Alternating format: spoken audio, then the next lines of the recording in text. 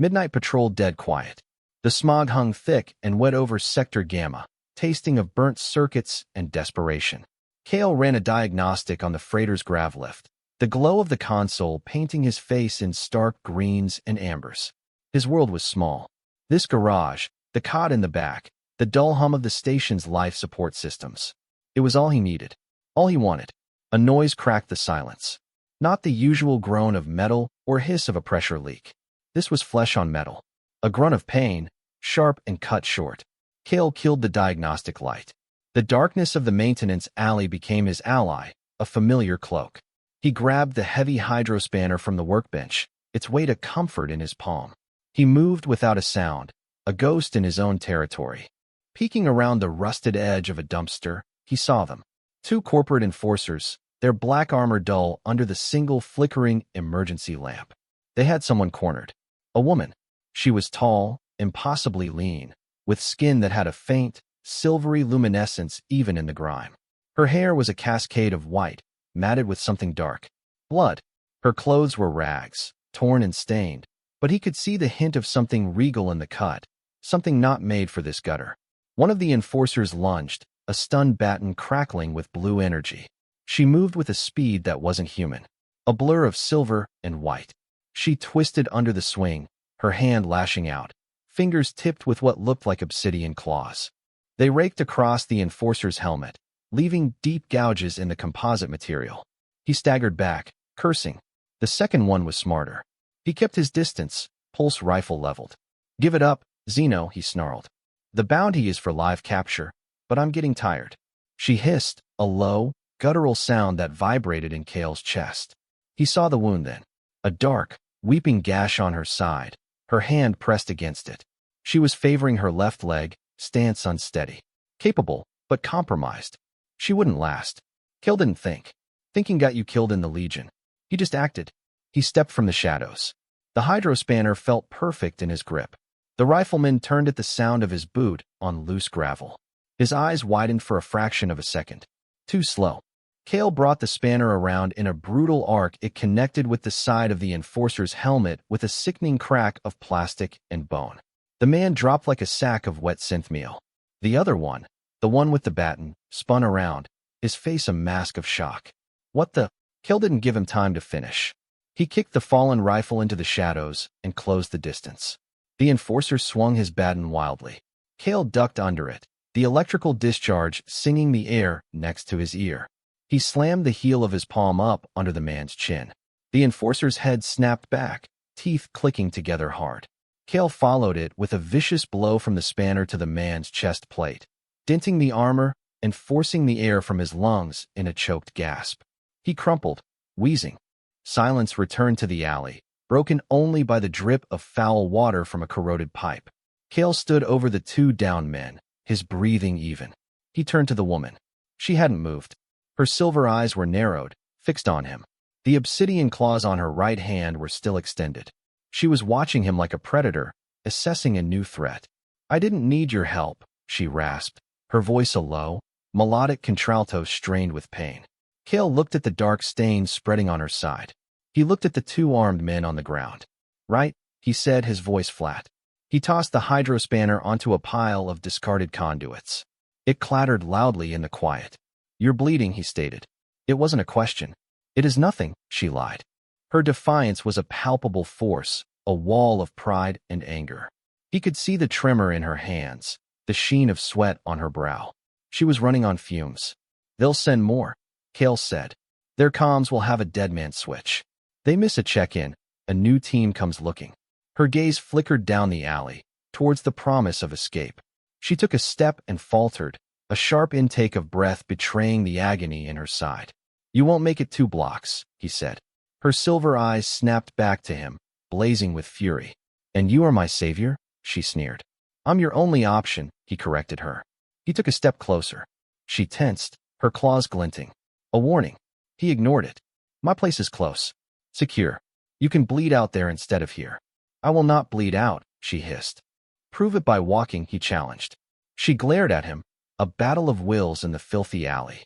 He could see the calculation in her eyes. Distrust warring with the cold, hard logic of survival. She tried to straighten up, to project an authority her body was denying her. A wave of dizziness washed over her, and she swayed, her hand flying to a grimy wall for support. That settled it. Cale moved before she could protest, before she could raise those claws again. He scooped her up into his arms. She was surprisingly light, all lean muscle and dense bone. She let out a furious cry and struggled, her fists beating against his chest. "Put me down, human." "Stop," he grunted, adjusting his grip. "You'll tear your stitches." "I have no stitches." "You will," he said, and turned his back on the alley. He moved quickly through a labyrinth of service corridors and maintenance shafts he knew better than the veins on his own hand. Her struggles weakened, her protests fading into pained murmurs. Finally, she went still against his chest, her breathing shallow. He reached a heavy metal door, punched a code into the keypad beside it, and stepped inside. The door hissed shut behind them, the heavy thud of the magnetic locks echoing in the sudden silence. He was in his garage. The smell of ozone and hot metal was home. He carried her through the workshop, past the hulks of disassembled speeder bikes and power converters, and up a narrow metal staircase to his apartment. The space was as Spartan as he was. A single room, a cot against one wall, a small workbench covered in tools and weapon components, a tiny kitchenette unit, a door that led to a cramped sanitation closet. There were no decorations, no comforts, just function. He laid her down on the cot. Her eyes fluttered open, silver and wary. "Where is this place?" she whispered. "Home," he said. He turned on a single overhead light, a harsh, unforgiving glare. He got a better look at her now. Her skin shimmered, a faint pattern of scales visible beneath the surface, like mother of pearl. Her ears were pointed, rising elegantly from the cascade of white hair. Her features were sharp, aristocratic, and currently twisted in a mask of pain and suspicion. He grabbed a medkit from under his workbench. It was military grade, filled with synth-skin applicators, plasma coagulants, and broad-spectrum antibiotics. He set it down on the floor beside the cot. "I need to see the wound," he said. She flinched as he reached for the torn fabric of her tunic. "Do not touch me." "This isn't a negotiation," Cale said, his voice low and firm. "Either I patch you up, or I dump you back in that alley. Your choice." Her jaw tightened. He could see the pride fighting the pain in her eyes. Pride lost. She gave a stiff, almost imperceptible nod. He carefully tore the fabric away from the wound. It was a deep puncture, ugly and ragged. The flesh around it was bruised a dark violet. Her blood wasn't red. It was the color of liquid mercury, thick and shimmering.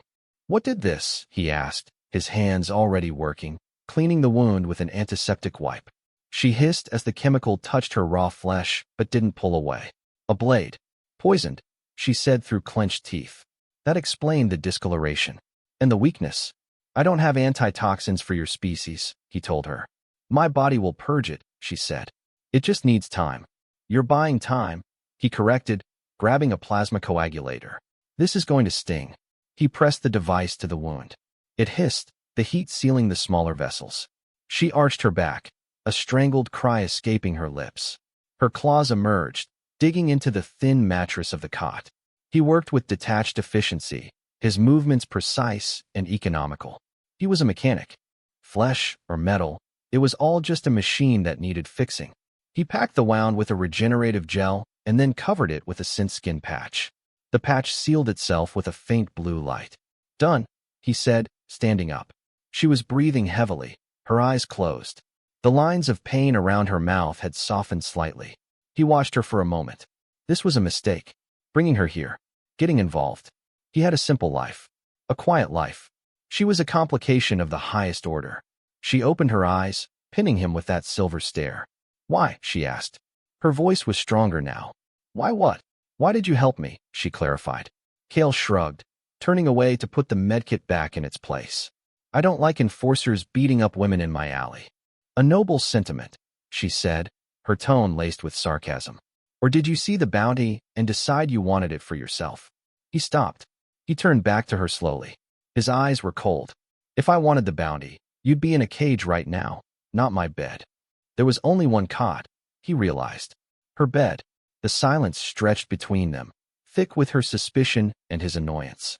"What is your name, human?" she finally asked. "Cale." "I am Lyra," she said, as if the name itself should mean something to him. It didn't. Rest, Lyra, he said. You'll need your strength. For what? To be your prisoner? He sighed, a rare show of frustration. You're not a prisoner. You're a problem. You can leave whenever you want. But out there, he jerked a thumb towards the door. They're hunting you. In here, you're just cargo. I am not cargo, she snapped, trying to sit up. Pain shot through her side, and she collapsed back onto the cot with a gasp. Right now you are, he said, unmoved. Stay put. Don't touch anything. He walked over to a small protein synthesizer in the kitchenette and punched in a sequence. It hummed to life, producing a gray, nutrient-rich paste. He scooped it into a bowl and brought it to her. She stared at it with disgust. What is that? Food. It looks like sludge. It tastes worse, he admitted. But it'll keep you alive. Eat. He set the bowl down next to her and walked away, giving her the illusion of choice. He started cleaning a pulse pistol on his workbench, his back to her. He could feel her eyes on him. He heard the faint scrape of the spoon against the bowl. She was eating. Good. He spent the next few hours in silence, methodically disassembling, cleaning, and reassembling his weapons. It was a familiar ritual, a meditation in oil and metal. She eventually fell into a fitful sleep, her breathing evening out. Cale didn't sleep. He sat in the single chair, the pulse pistol in his lap, and watched the door. He waited. It was just after the third shift change, when the station was at its quietest, that they came. A sharp, authoritative knock on the metal door of his garage. Not the enforcers from the alley. This was professional. Lyra was awake instantly, her eyes wide, her body tensed. Cale put a finger to his lips, then pointed to a dark alcove behind a stack of power converters. She moved with a silent grace that belied her injury, melting into the shadows. Cale went down the stairs, his movements calm and deliberate. He opened the door a crack. 3 of them this time. Not corporate enforcers. This was military. Their armor was pristine black, emblazoned with a silver crest he didn't recognize. Their pulse rifles were top-of-the-line military issue. The man in the lead had sergeant's stripes on his helmet. Can I help you? Cale asked, his voice a low growl. Station security. The sergeant lied smoothly. We're investigating a disturbance in this sector. Heard anything? Cale leaned against the doorframe, projecting an air of bored indifference. Heard a couple of Corp SEC goons getting what they deserved. Happens all the time. The sergeant's eyes, visible behind his visor, narrowed. We're not looking for Corp SEC. We're looking for a fugitive. Female, non-human. Tall, white hair. Cale's gaze didn't flicker. His heart didn't beat any faster. This was a skill he'd learned long ago. The perfect lie. He thought of the woman upstairs. The fire in her eyes. The impossible weight of the trouble she carried. He could give her up. It would be the smart thing to do. His life would go back to being simple, quiet, empty. Haven't seen anyone like that, Cale said. The sergeant studied him for a long moment. Cale met his gaze without blinking. My scanner picked up traces of Xeno blood in the alley, the sergeant pressed. A rare type, royal caste, from the Signian Drift. Cale shrugged. Lot of things bleed in these alleys. Doesn't concern me. He made to close the door. We'd like to take a look inside, the sergeant said, his hand moving towards his sidearm. You got a warrant? Cale asked. I have this, the sergeant said, his voice dropping, the threat clear. Cale smiled, a cold, thin-lipped expression. This is an independent repair shop. Station Charter 47B says you need a station marshal's writ to search my property. He was bluffing. He didn't know if that charter existed. But he said it with an authority that gave the sergeant pause. The soldier hesitated. He was used to kicking down doors, not arguing legalities. We'll be back, the sergeant finally said, his voice tight with frustration.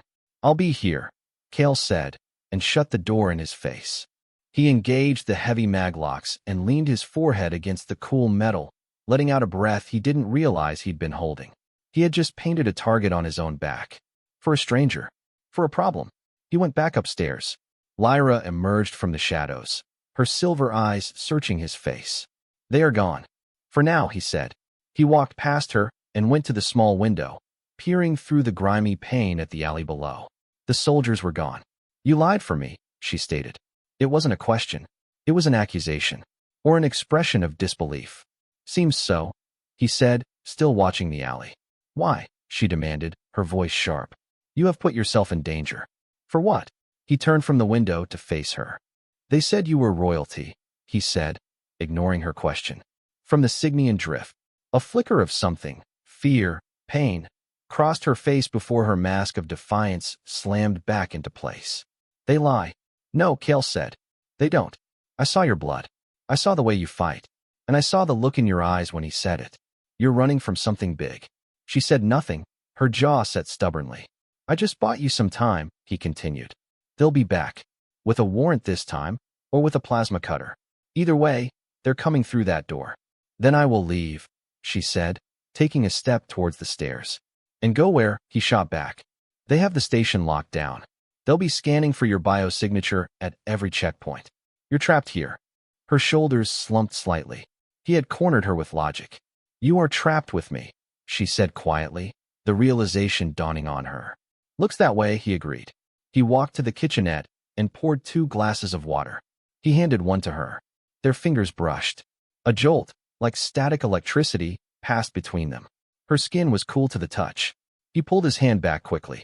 She took the glass, her eyes never leaving his face. You still have not answered me, she said. Why? Kel took a long drink of water before he answered. Because I know what it's like to be hunted, he said, his voice low. And because I'm tired of seeing bullies in uniform win. It was the most he had said at one time since she'd arrived. It was more than he'd said to anyone in years. A fragile, unspoken truce settled between them in the small room. The hunter and the hunted, now bound together by a lie. She was no longer just a problem. She was his problem, and he would see it through. The next few days passed in a tense quiet.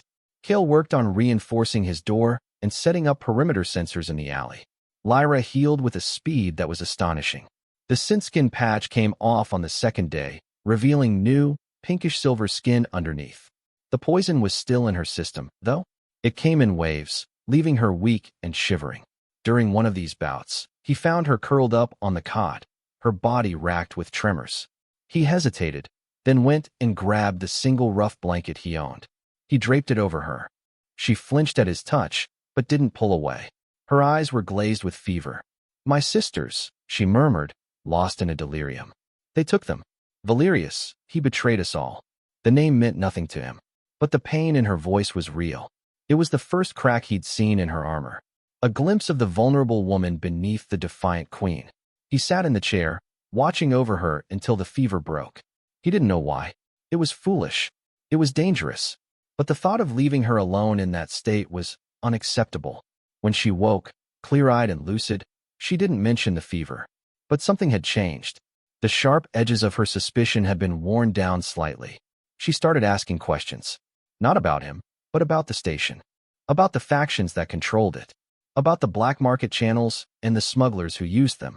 She was planning. You're looking for a way out, he stated one evening, as she studied a schematic of the station's ventilation system he'd pulled up on his console. I am looking for a weapon, she corrected him. An army. He almost laughed. You won't find one here. This is the arse end of the galaxy. Just scum and survivors. I was a princess of the Signian Imperium, she said, her voice quiet but filled with a steel he hadn't heard before. My father, the Emperor, was murdered. A general named Valerius seized the throne. He hunts my sisters and me to secure his claim. It was a confession, an offering of trust. He had lied for her. Now she was telling him the truth. So those soldiers weren't station security, he said.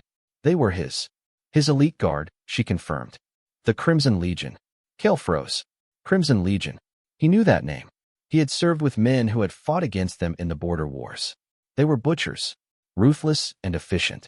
Your problem just got bigger, he said, his voice grim. Our problem, she corrected him softly. He looked at her, truly looked at her. The regal bearing, the fierce intelligence in her eyes, the weight of a fallen empire on her shoulders. He felt something shift inside him. A rusty, long-dormant part of him creaking to life. Purpose. You're dirty, he said abruptly, changing the subject. She blinked, taken aback. I have been living in filth and running for my life, she said, a hint of her old fire returning.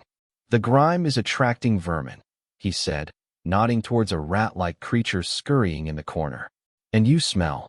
Her eyes widened in outrage. How dare you? There's a public sanitation unit down the hall, he continued, ignoring her anger. A shower.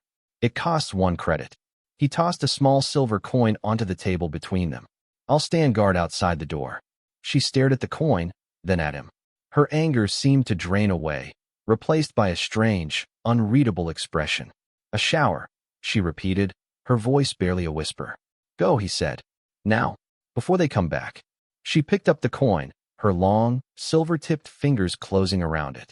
She walked to the door without another word. He followed, pulse pistol in hand, and stood watch in the deserted corridor while the hiss of the sonic shower echoed from within the sanitation unit. He didn't know it then. He couldn't have known. The significance of that single credit. The weight of that simple act. In her culture, the rite of cleansing was sacred. A formal gesture offered to one who was lost and without resources. To pay the fee for another was to declare them under your protection. To claim them as part of your house, your clan. It was a binding offer. A proposal of alliance. Of marriage. She returned a few minutes later, her skin glowing, her white hair damp and clinging to her shoulders. The rags she wore were still rags, but she wore them like a queen. She looked at him, her silver eyes holding a new depth, a new intensity. Thank you, she said. And the way she said it made the hair on the back of Cale's neck stand up. Something had just happened that he didn't understand. That night, the tension in the small room became unbearable. It was no longer just the tension of two strangers in forced proximity. It was something else. Something electric and raw. He was acutely aware of her every movement, the scent of her clean skin, the sound of her breathing in the dark. He was on the floor, on a thin mat, trying to sleep. The cot was hers. I cannot sleep, she said into the darkness. Count Cybersheep, he grunted. This Valerius, she began, her voice soft. He was my father's most trusted general. My tutor. He taught me how to fight. Cale said nothing, but he was listening. He used the skills I learned from him to hunt me. It was another crack in the armor. A confession of a deeper wound. Betrayal. He hurt you, Cale said. It wasn't a question. He took everything, she whispered. He heard her shift on the cot. You said you know what it is to be hunted, she said. Who hunted you? Cale stared up at the stained ceiling. He hadn't spoken of it in a decade. I was a legionnaire, he said, the words tasting like rust in his mouth. 5th Fleet Shock Troops. We were sent to put down a rebellion on Cygnus X-1. Except it wasn't a rebellion. He paused. It was a colony of civilians who didn't want to give up their world to a corporate mining interest. We were told they were terrorists. We followed orders. The ghosts of that day rose up around him. The smoke. The screams. When the truth came out, they needed a scapegoat, he continued, his voice devoid of emotion. My unit was disavowed, branded as were criminals. Most of us were hunted down and executed by our own people. I was one of the few who got away. He had been running ever since, hiding in this grimy corner of the galaxy, hoping to be forgotten. So you hide, Lyra said. I survive, he corrected. There is a difference, she said softly. In the darkness, he felt her move. She was standing over him, a tall, silver silhouette against the faint light from the station's perpetual twilight. You are not a coward, Cale, she said. He felt her hand on his shoulder. Her touch was a spark on his skin. You think I don't see it? She whispered, her voice dropping lower, becoming husky. The way you watch the door? The way you hold your weapon? You are a warrior in exile, not a mechanic. He didn't answer. He couldn't. She knelt beside him, her face close to his. He could see the silver flecks in her irises. We are the same, she murmured. Two ghosts, haunted by what we have lost. His control, the iron discipline he had cultivated for 10 years, shattered. He reached up, his hand tangling in her damp hair, and pulled her down to him. His mouth crashed against hers. It was not a gentle kiss. It was a collision, a desperate, angry claiming. It was the frustration of 100 sleepless nights, the fury of a life stolen, the raw hunger of two predators who had finally found an equal. Her claws grazed his cheek, not drawing blood, but leaving a trail of fire. She met his aggression with her own, her lips hard and demanding against his. It was a battle, a surrender, an explosion of all the tension that had been building between them. He rolled them over, his body covering hers on the hard floor, trapping her beneath him. She wrapped her long legs around his waist, pulling him closer. There was no tenderness. There was only need. A violent, urgent need to feel something other than pain and fear. To lose themselves in the storm of another. Their clothes were torn away, discarded without a thought. His hands explored the alien terrain of her body, the smooth, cool skin, the hard planes of muscle. Her hands roamed his back, her claws tracing the network of old scars that mapped his history. When he finally pushed into her, she cried out, a sound that was half pain, half pleasure. Their bodies moved together in a frantic, desperate rhythm, a dance of violence and passion on the cold floor of his Spartan room. It was a consummation born not of love, but of shared desolation, a temporary anchor in the wreckage of their lives. Afterward, they lay tangled together, their breathing ragged, the silence of the room roaring in their ears. "I don't do this," he said, the words rough. "Neither do I," she replied, her voice soft against his chest. He looked down at her, at the white hair spread across his scarred torso, at the silver eyes that watched him with a new, unnerving intensity. Everything had changed. The line between them had been irrevocably crossed. He was no longer just her protector. She was no longer just his problem. They were something else now. Something dangerous. The universe, it seemed, agreed. A deafening explosion ripped through the garage below them. The entire building shook, throwing them apart. Red emergency lights bathed the room in a hellish glow as alarms blared. "They're here," Cale yelled over the din, already on his feet, grabbing his pulse rifle. They blew the door. Lyra was beside him in an instant, her eyes blazing, her combat instincts taking over. She had no weapon. Cale shoved a heavy plasma pistol into her hand. "Know how to use this. I was taught by the best," she said, her grip on the weapon sure and steady. Another explosion, this one closer, blew the staircase off its moorings. The floor buckled. "We're cut off," he shouted. The Crimson Legion soldiers were swarming the garage below, their methodical movements visible through the gaping hole in the floor. "This way," he said, grabbing her arm and pulling her towards the back wall. He slammed his fist into a seemingly solid panel. It hissed open, revealing a dark, narrow maintenance tunnel. His emergency exit. His last resort. "Go," he ordered, pushing her inside. He laid down covering fire, the pulse rifle bucking in his hands, forcing the soldiers below to take cover. He squeezed into the tunnel behind her and sealed the panel just as a volley of plasma fire melted the wall where he had been standing. His home was gone. His quiet life, incinerated. All he had left was the woman in front of him and the gun in his hand. They ran. The tunnels were a maze of pipes and conduits, hot and smelling of ozone and decay. They moved in silence, a perfect, unspoken coordination between them. He took the lead, his knowledge of the station's guts guiding them. She covered their rear, her senses far sharper than his, alerting them to patrols. They were no longer just two individuals. They were a unit. They found a temporary refuge in a decommissioned water reclamation plant, the roar of the ancient machinery masking any sound they might make. Lyra leaned against a wall, her chest heaving. "They knew where to find us," she said. "They must have a tracer on you," Cale said, checking their entry point. "Something you're wearing, or something under your skin?" Her eyes widened. She reached up and touched a small, silver stud in her left ear. A gift from Valerius, on her 16th birthday. Her hand trembled as she ripped it out, a drop of mercury blood welling up. She crushed the earring under her heel. "He thought of everything," she whispered, her voice filled with a cold rage.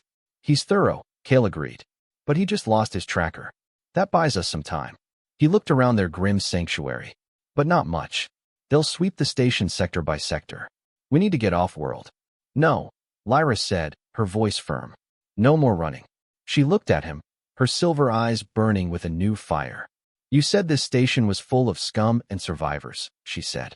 "I need an army. Perhaps we can build 1 inch." "With what?" he scoffed. "We have 2 pistols and half a dozen power cells between us." "We have more," she said. "My name is Lyra of House Cygnus. I am the rightful heir to the imperial throne. There are loyalists scattered throughout the galaxy.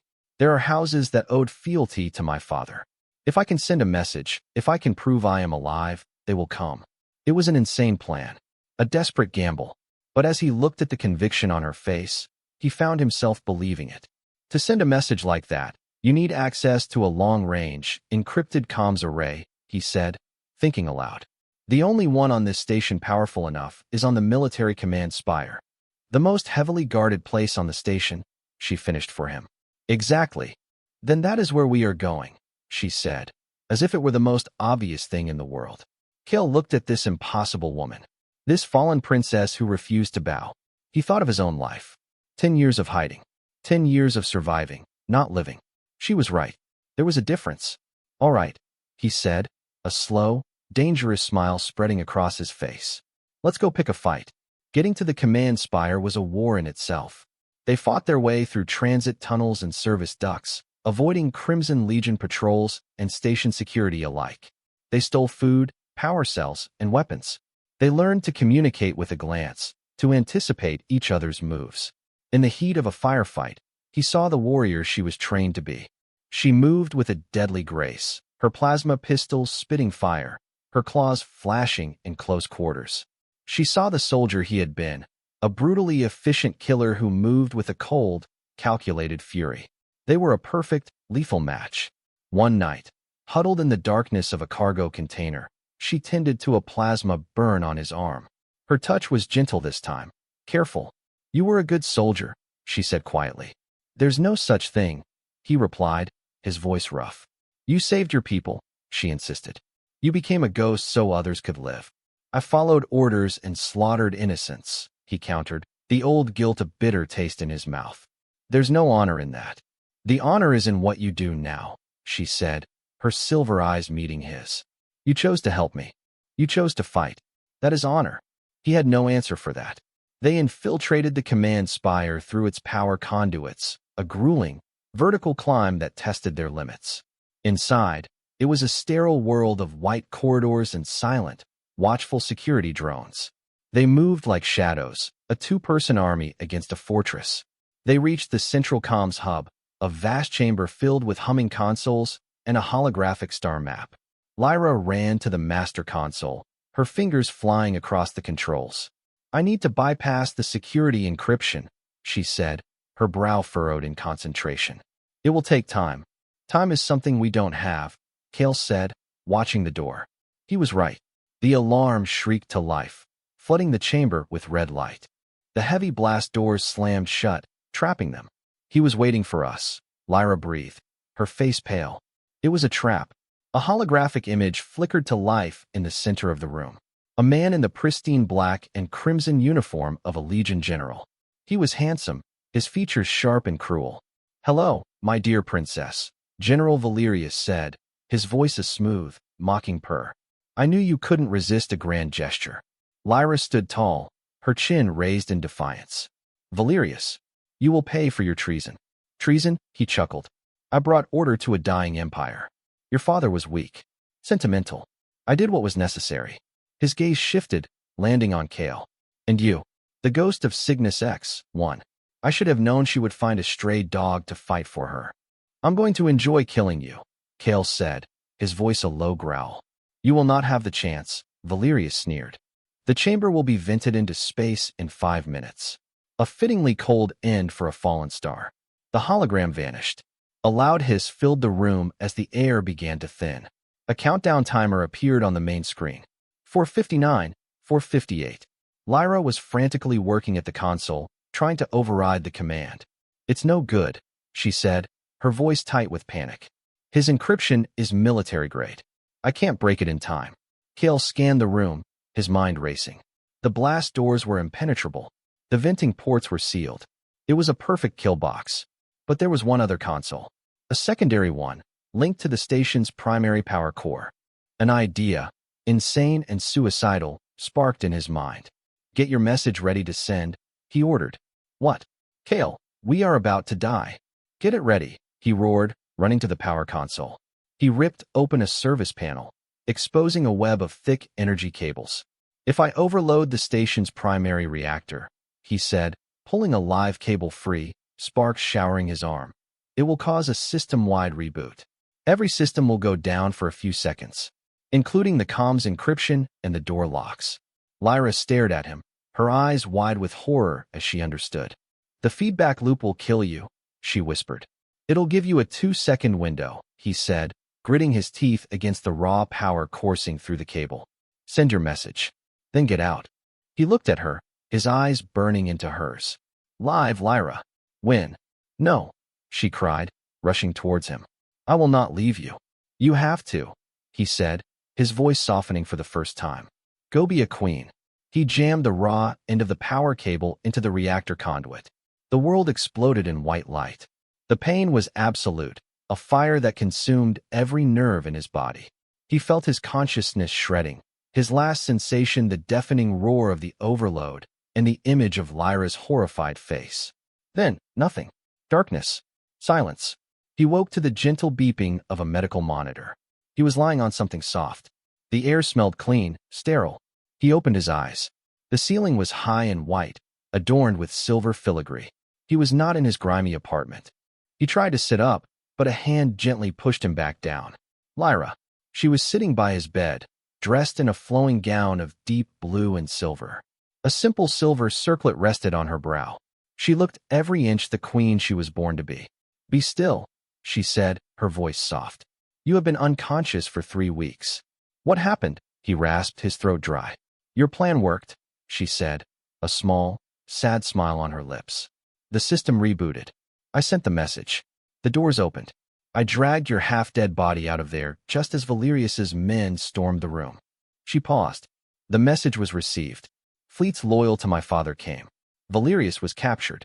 The war is over. Cale stared at her. It was done. She had won. Good, he said simply. He looked down at himself. His body was a patchwork of new skin and bandages. You saved me, he said. You saved me first, she countered. They sat in a comfortable silence for a long moment. So what now, he asked. Do I get a pardon? A quiet corner of the galaxy to retire in. Lyra's expression became serious. She stood up and walked to the large window, which overlooked a breathtaking alien cityscape of soaring silver towers. I have been crowned Empress of the Signian Imperium, she said, her back to him. My first act was to formalize our alliance. Alliance? He asked, confused. She turned to face him, her silver eyes piercing. On the station, she said slowly. You paid the fee for my purification rite. The shower. He remembered the single credit. What about it? Among my people, that is not a simple act of charity, she explained. It is the most formal of declarations. An offer of protection, of union. To pay the cleansing fee for one of noble blood is to claim them as your consort. It is a marriage proposal, Cale. He stared at her, dumbfounded. You're telling me, because I paid for your shower, we're married. I accepted your offer when I entered the cleansing chamber, she confirmed. I announced it at my coronation. The entire Imperium knows you as my prince consort. He was speechless. He, Cale, the disgraced legionnaire, the back-alley mechanic, the ghost of Cygnus X, one, was married to an alien empress. He should have been angry. He should have felt trapped. But as he looked at her, standing there in all her regal power, he felt something else entirely. A sense of belonging. A sense of peace.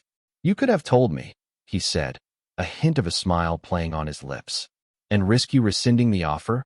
She replied, a mischievous glint in her eyes. You are a valuable military strategist. I could not afford to lose you. So this is about strategy? He asked, raising an eyebrow. She walked back to his bedside, her expression softening. No, she said, taking his hand. Her touch was warm now. Familiar.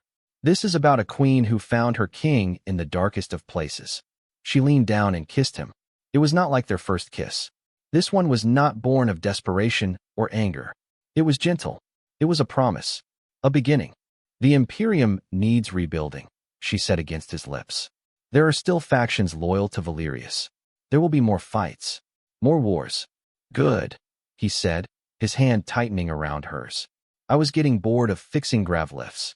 She smiled, a true, radiant smile that transformed her face. Welcome home, my husband. He looked around the opulent room, at the alien sky outside the window, at the impossible woman by his side. His world was no longer small. It was an entire empire.